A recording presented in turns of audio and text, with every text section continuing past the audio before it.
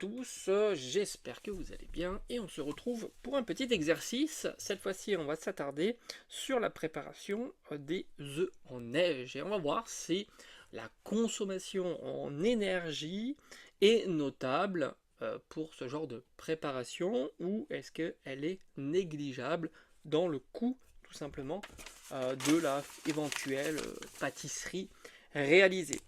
Donc, on va s'attacher au prix pour faire monter des œufs en neige. Uniquement la partie donc préparation des œufs en neige. Alors évidemment, si tu le fais à la main, ça sera un bilan énergétique différent, mais il y aura quand même un bilan énergétique, puisque ce sont tes muscles qui vont fabriquer, donc qui vont mettre en mouvement donc les œufs pour les fabriquer en neige.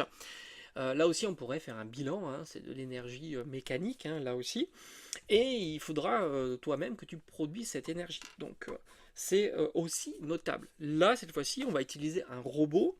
Donc on va transformer de l'énergie électrique en énergie mécanique, principalement, pour pouvoir battre les œufs.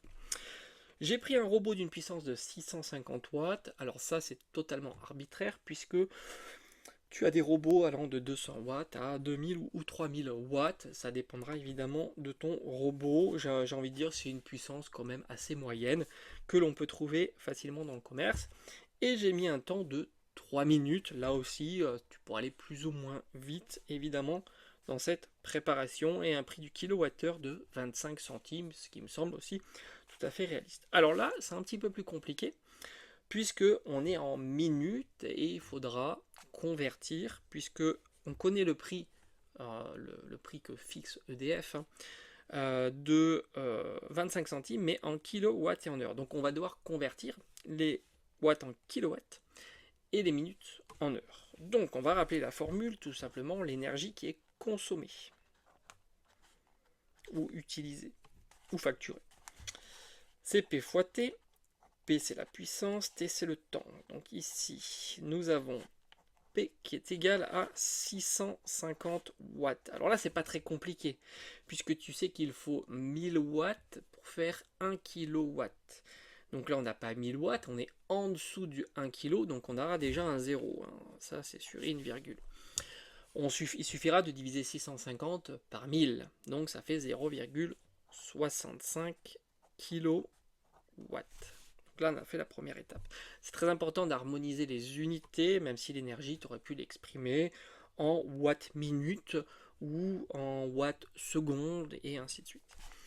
Mais pour l'exercice, vu qu'on veut le prix de notre consommation, c'est plus simple. Donc, maintenant, c'est le temps. Le temps, ici, c'est 3 minutes. Alors, est-ce que c'est compliqué de convertir 3 minutes en heures? Alors, il faut savoir que il faut 60 minutes pour faire 1 heure. Ok? Ça, c'est ce que tu dois savoir. Ok. Donc maintenant, alors on pourrait faire le produit en croix, moi je préfère t'expliquer la méthode. C'est toujours mieux de comprendre parce que tu pourras l'appliquer sur tout un tas de registres. On va passer par 1 minute. Donc si 60 minutes ça fait 1 heure, 1 minute ça fait 1/60 d'heure. C'est pas compliqué. Parce qu'il en faut 60 pour faire 1 heure. Donc 1 minute c'est 1/60. Par conséquent, pour passer de 1 minute à 3 minutes, on fait un x3. Donc on fait un x3 ici. Donc ça fait 3/60 heures.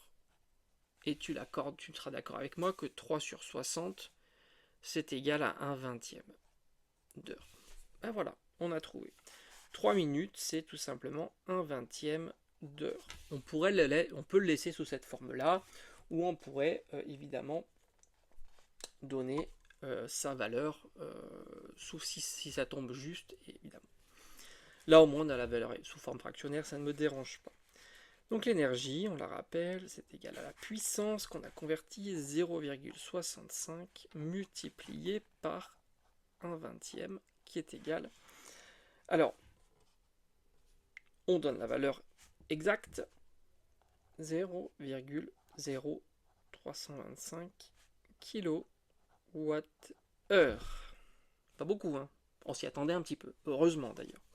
Par conséquent, le prix égale la puissance consommée, 0,0325, multiplié par le prix du kilowattheure, 25, ce qui nous donne 0,8 centimes d'euros.